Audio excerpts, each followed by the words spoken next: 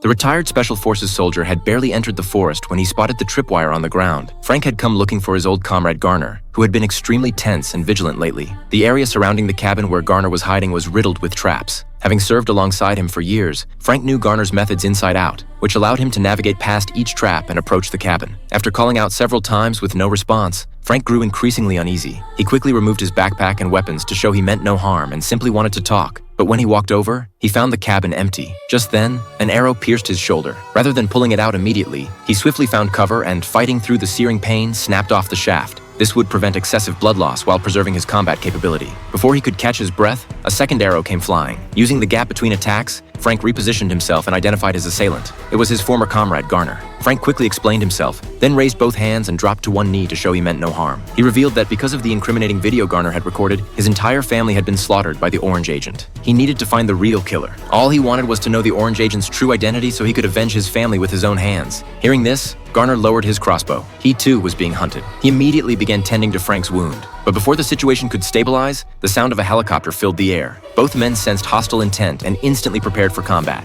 Moments later, a squad of fully armed soldiers stormed into the forest, each equipped with tactical helmet cameras that transmitted live footage to a central computer, allowing the Orange Agent to command remotely. Their objective? Eliminate Garner and destroy the evidence. What they didn't realize was that they were about to face two battle-hardened Special Forces veterans. Garner loosed an arrow, striking one soldier dead on, then led Frank into a hollow tree. The soldiers rushing up behind them were impaled by preset traps. Frank moved in quickly to finish them off, seizing a sidearm in the process. Using the fallen soldier's shoulder as a gun rest, he effortlessly took down the remaining pursuers.